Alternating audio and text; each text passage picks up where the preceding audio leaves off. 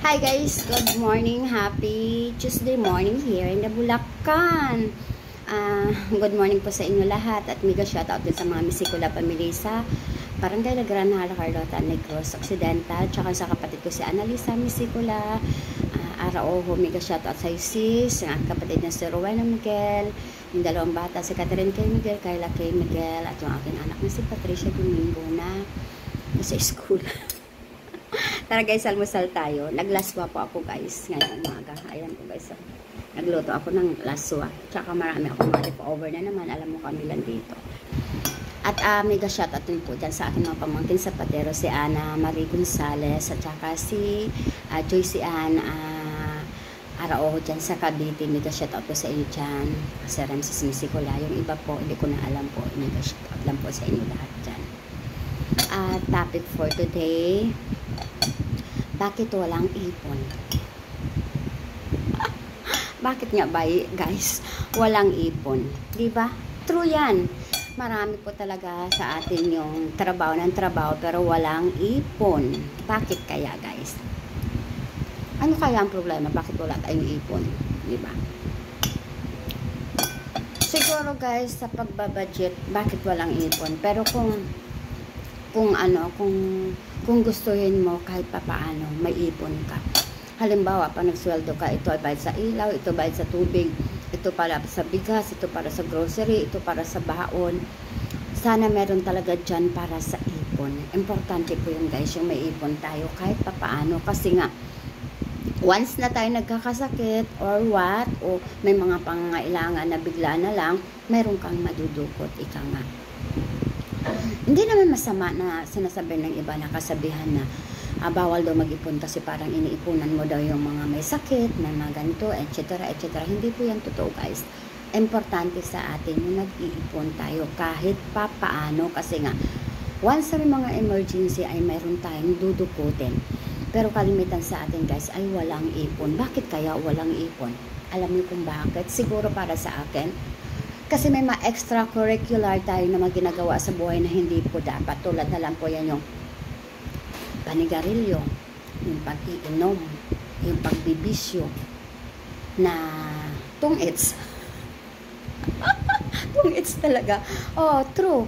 Kasi yan, hindi naman yan kasama doon sa ano natin sa pang araw-araw nating buhay. Kumbaga yan ay bisyo.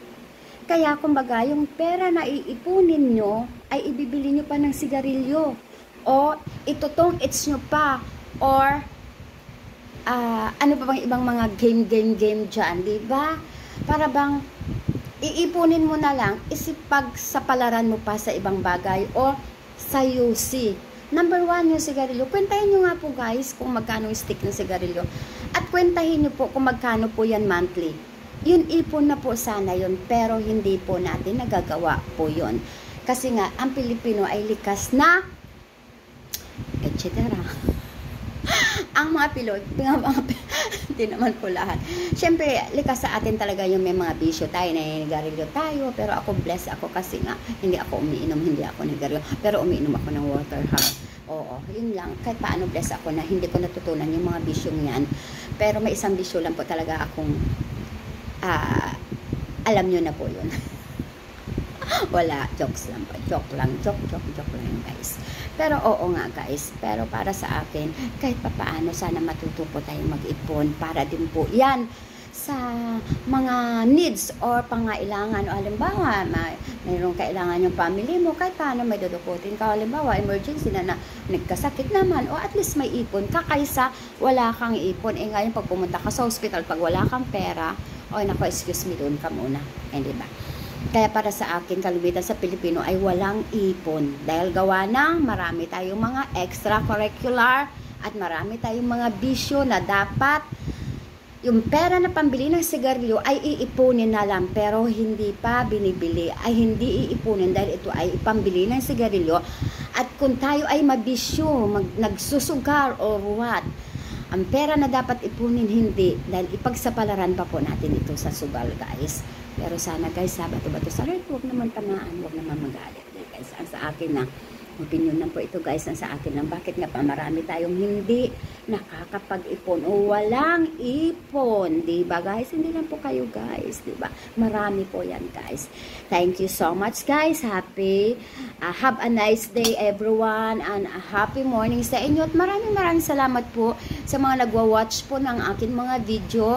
Sila ni Faye, si Amara, si Enderona, si Lynn, sino pa ba? Sorry may nagkaligtaan po ako iba dyan. At maraming salamat at thank you so much. Si Sisi Rika, thank you so much Sisi.